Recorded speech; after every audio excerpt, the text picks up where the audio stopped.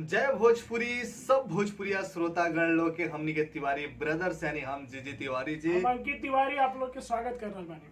बोलला तर पहले तो सबको के प्रणाम बा और स्वागत बा बीएफसी रिएक्शन एंड ब्लॉग के माध्यम से।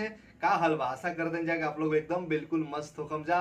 और चलिए रिएक्शन लेके हाजिर बन जा। बहुत ही भैया लोग डिमांड के लिए रहे गाना जौन की लॉकडाउन में आई रहे, सैनिटाइजर एगो हिट भई रहे शब्द तो चुम्मा दे दस सैनिटाइजर लगा के। खेसारी लाल यादव जी हर एक ऐसा टॉपिक खोला जो पे गाना गा देवेला था ना, मतलब उनकर अंदाजे ही फनी है। ऐसा गाना वाना भी उनकर फनी टाइप रहेला। और ये गाना के लिखले रहन भोजपुरी के सबसे टॉप लेवल के राइटर जे की ना कहला छुपा रुस्तम, शांत रहे एक लेसन करियन के बवाले धवाल रिकॉर्ड बना दे पवन पांडे जी। और म्यूजिक शंकर सिंह दी दिला रहना है। शंकर सिंह जीतू भोजपुरिया ये गाना के जोनवा डायरेक्शन दिले बाड़े और ये वेब म्यूजिक पे गाना रिलीज बाटे। नीचे डिस्क्रिप्शन में ओरिजिनल वीडियो के लिंक बा।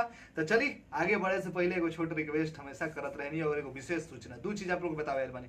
कई गो वीडियो पे जैसे खेसारी लाल यादव जी के गाना बाटे लड़की पटाना जौन के रिएक्शन दे दिले बानी, लेकिन ओकरा के यूट्यूब पर डाला पे ब्लॉक हो जाता है, यानी कंपनी ब्लॉक कर देले के वीडियो के केहू हमारे ना डाल पाई। इससे उ रिएक्शन आप लोग देखल चाहते जा तो फेसबुक पे हमनी के पेज बाटे बीएफसी रिएक्शन एंड ब्लॉग, ओकरा पे जल्दी ही अवेलेबल हो जाई।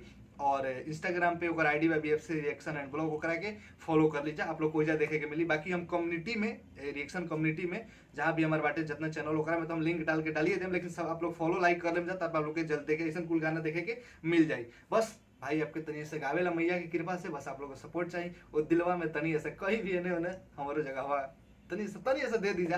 बाकी आप सब कलाकार के आशीर्वाद देवें जैसे ही हमरो के प्यार आशीर्वाद दी जा। और आप लोग के सपोर्ट से हमारे कई गाना 1-2 लाख व्यू भी गइल बाटे और हमारे चैनल जौन बा 2000 प्लस सब्सक्राइबर हो गए आप लोग कृपा से। सही प्यार आशीर्वाद बने रह जा। चलिए रिएक्शन शुरू करें। जब सुने के होई भोजपुरी गाना बस बजे के चाही गाना।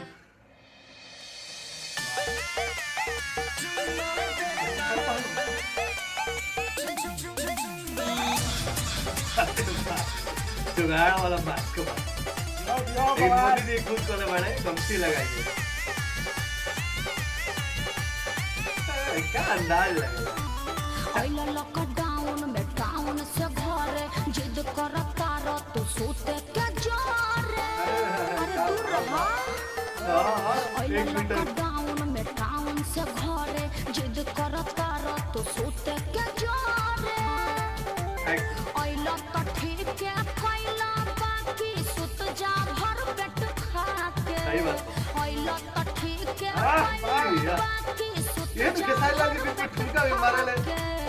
अरे बुझला जानी चुम्मा देता का जानी चुम्मा देता काहे मुंह में सैनिटाइजर लगा के जानी चुम्मा गांजा के नाम दिया मुंह में सैनिटाइजर लगा के। ओहो अरे दूर रहो। 14 दिन क्वारंटाइन हो था। अरे कोरोना तो फैलिए गई भाई। हर जोड़ा नहीं के हो सर दिया कैमरे से एकदम बुरा लगे सीधा के सारी दिन एकदम लगा तनी छुट्टी आनी को सहु लुका के अच्छा। नवा कोटा करल आधा पेट खा के ना बताई। बहुत तकलीफ अच्छा कुछ दिन ना दूर हमसे रह पिया देहिया पाया के जोनी ढह पिया। पता बा हमारा काहे खातिर आइल बड़ो गुत्ता के। पता बा हमारा काहे खातिर आइल बड़ो गुत्ता के। जो सोचत बड़ा ना होई। जानी चुम्मा देता चुप रहा। जानी चुम्मा देता ना मनवा सैनिटाइजर लगा खूब गाना चला रहा है। देता मुंह में सैनिटाइजर लगा के। और जीत काहे पहिले ये करेक्ट हो जाला खपुआई के सारे दिन रोल कर जाला खपुआई। सैनिटाइजर हाथे में ये दिमाग वाला काम है। गैस चूल्हा में चालू रहे। जानी सारा कार जब राखी स्कूल में 14 दिन रह के पड़ी नियम और रूल में। हाँ तो घरहू में रूले में एक रहल खतिया के बड़े बात के न बना बात त खेसारी पछतइब अपने त जइब संगे घर भर ले जइब। समझ में आई ये बात बा। बंधन जा सोनू विकास रहयो भी डरा के।